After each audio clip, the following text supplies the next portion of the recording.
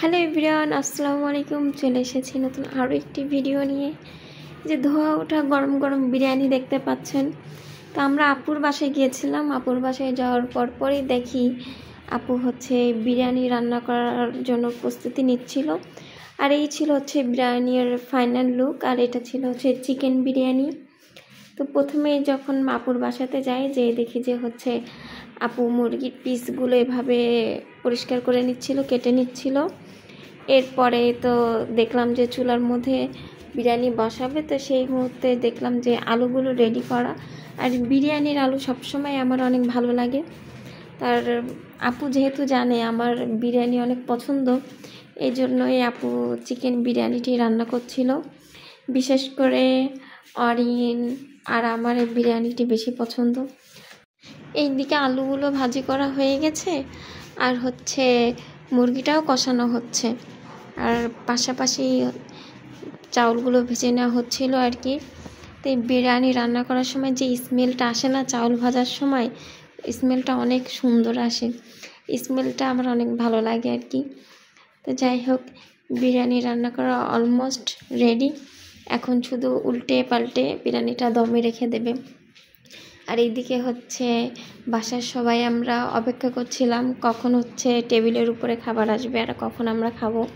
আর এই যে দেখুন, এই যে ধোয়া ওঠা যে বিরিয়ানির স্মেলটা যখন নাকে আসে তখন তো জাস্ট ওয়াও লাগে। ঘরের মধ্যে আমরা সবাই বিরিয়ানির অপেক্ষাতেই ছিলাম। আর এই যে আমি অপেক্ষা করছি, পাশাপাশি অরিনও আছে, আলামিন আছে, আমাদের নতুন সদস্যও আছে। এই যে আপু বিরিয়ানি বেড়ে নিয়েছে, পাশাপাশি সালাদ। আর অরিন তখন সাজুগুজু করবে, কারণ ওর খাবার রেডি হওয়ার আগে তখন ওর মন চাইলো ও একটু লিপস্টিক লাগাবে, একটু মেকআপ করবে।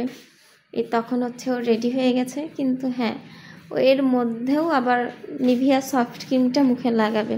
এদিকে খাবার রেডি, কিন্তু না, ও খাবে না। খাওয়ার আগে ওকে রেডি হতে হবে, রেডি হবে তারপরে খাবে। এই দেখেন, পাশে খাবার রাখা আছে, কিন্তু রেডি হবে, খাবে। আর আমরাও ওর জন্য অপেক্ষা করছি। ও আমাদের বাসার সব থেকে মেন সদস্য। ও যদি খেতে না বসে তাহলে তো আমাদের খাওয়াই হবে না। আপু আমাদের সবার জন্য প্লেটে খাবার বাড়ছিল। আর এখন আমরা সবাই খেতে বসবো আর কি। পাশাপাশি ছিল সালাদ। এই ছিল আমাদের আজকের মতন ভিডিওটি। সবাই আমাদের ভিডিওটি দেখে থাকলে একটা লাইক, কমেন্ট এবং শেয়ার করবেন। আর অবশ্যই ফেসবুক থেকে দেখে থাকলে আমাদের পেজটি ফলো করে রাখবেন। আর ইউটিউব থেকে দেখে থাকলে আমাদের চ্যানেলটি অবশ্যই সাবস্ক্রাইব করে রাখবেন। যাই হোক, আল্লাহ হাফেজ। সবাই ভালো থাকবেন, সুস্থ থাকবেন, আর আমাদের জন্য দোয়া করবেন।